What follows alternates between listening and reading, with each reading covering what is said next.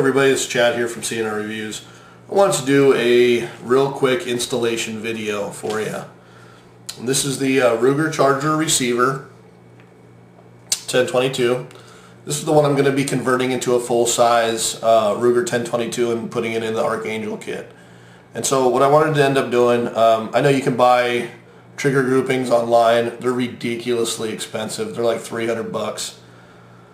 But you get a custom trigger grouping and you get the, like 2 or 3 pound trigger. Supposedly what comes on this from the factory is a 6 to 8 pound trigger. And it does take a little bit of a push to get it. It's by no means heavy. You can you can easily do it. Let's do it again. There you go. So that's the trigger. I don't have a tester to find out how much the trigger is on mine, but I would say it's at least 6 pounds. So what I end up wanting to do is, if I'm going to be putting in this full custom gun, basically I'm going to redo my trigger grouping too and try to get a little bit lighter, a little bit more crisp.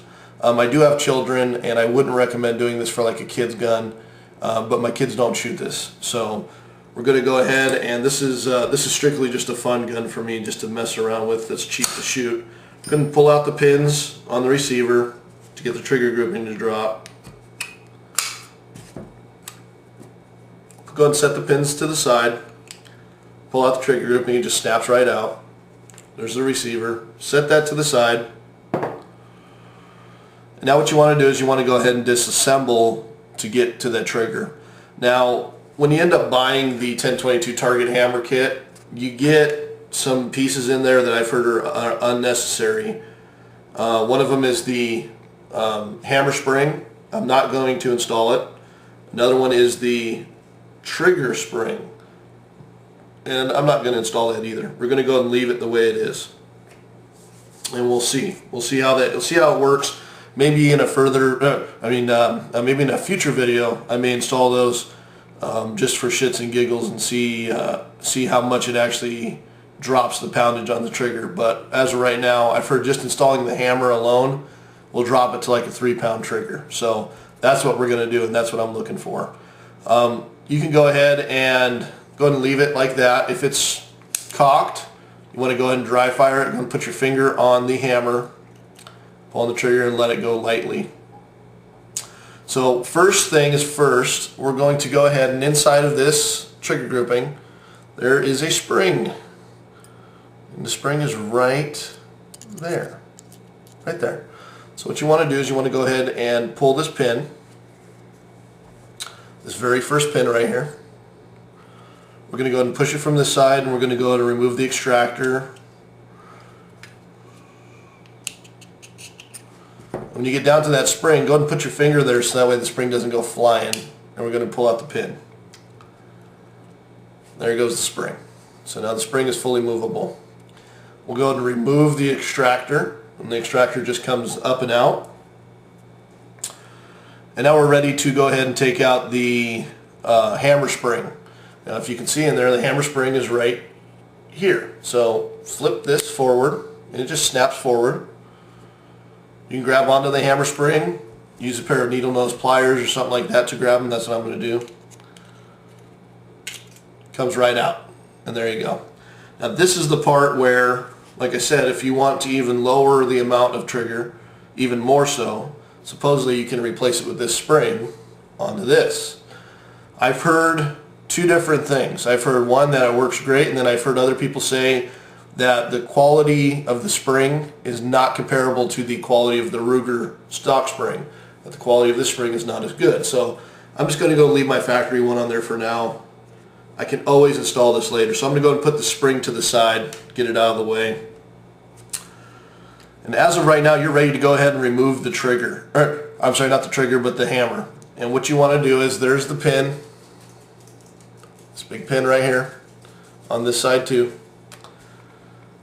All you want to do is push that pin out. The pin should come out very nice and smooth. There you go. And now the whole hammer, now in mine, I kind of have to move my bolt lock assembly that we had ended up messing around with on this side to move this up and out of the way. So just by pushing it forward is fine. So now, there you go. Hammer comes right out. Now inside of there is the trigger and the little trigger, spring and stuff and sear. We're going to go and leave that alone. We're not going to mess with that today either. So there's the spring for that, and I'm going to put that aside. And so this is what you get. You have the back of the hammer has the notch in it for the hammer spring. The front of the hammer on mine looks like it's got a little bit of wear and tear on it. And it comes with the spring. Now the spring has a dog leg in it, as you can see. So when we go and install the new hammer, we want to make sure we get that correct. So the old hammer has its old original bushings and everything like that. We're going to just leave those on there. I'm not going to reuse them. We're going to set that aside.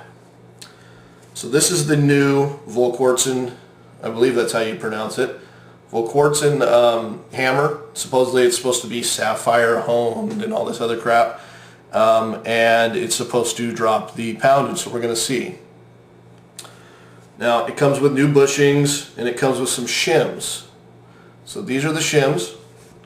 You want to take one of the bushings, this is the longer bushing, drop the shim on it, make it look like that. Not on this side, on the long side. You go and stick this through. So I just stuck that through the bottom hole of the hammer. So you see that? Stuck it through the bottom hole. Now holding it on the other side, you take the shim, you drop it on, you drop it on the bushing, like so. And then you take the other bushing, and you take the flat side of it, and you snap it on. And it should snap on pretty easily. There we go. So there's it built. Make sure you find the front of the hammer, and remember the back has got the indentation for the hammer spring. So this is the front. We want to take this spring, and with the dog leg facing inward, so it's going to be facing inward, attach it. That spring's important, so it holds some parts together that you need to make sure you have.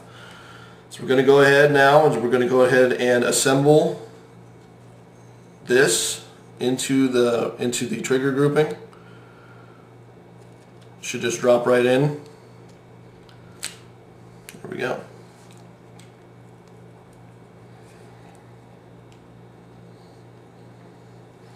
And when you get this in, you may have to apply some pressure to get the hammer, to get the trigger spring down there to get down to the hole. So I'm going to use my belly, grab the pin, get it ready.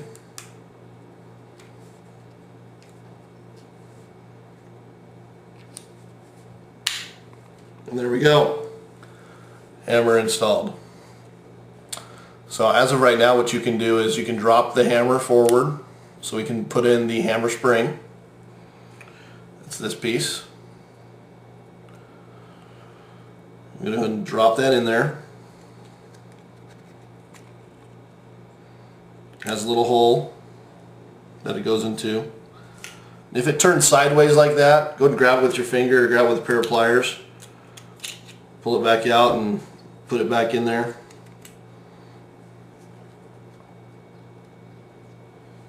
And then all you do is push back on that and it's ready to go. So we can go ahead and cock this hammer. So I went ahead and cocked it. There's that free floating spring still. I want to make sure we get that back together now. And so what we're going to end up doing, I'm going to take the pin, we're going to take the extractor, we're going to go ahead and put the pin in through the extractor.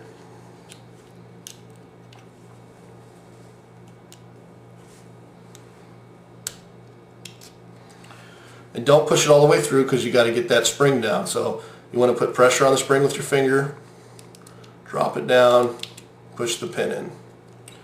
Then you can take your extractor and push it down in there, and there you go. It's all built back together. It's all ready to go.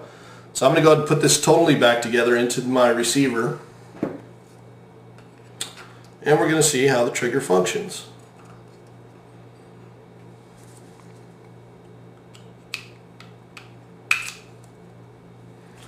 There's one pin. There's two pins. All right, we're ready to go. So make sure the safety works. Safety works good. And then we're going to go ahead and dry fire it. All right, so that's how you install the hammer. If you have any questions, feel free to ask. It's pretty simple. Don't let the task or don't let the look of this turn you away. So when I was initially thinking about replacing my parts, I was thinking, damn, I wish I knew somebody that could do it for me. It's really easy to do yourself. And I mean, I don't know if you can actually screw it up. If you screw it up, just take it back apart and put it back together and keep trying until you get it right. It's pretty simple. So anyways, this is Chad from C&R Reviews, and if you have any questions, feel free to ask. But that is the installation of the custom Volquartsen hammer. Thanks, and have a good day.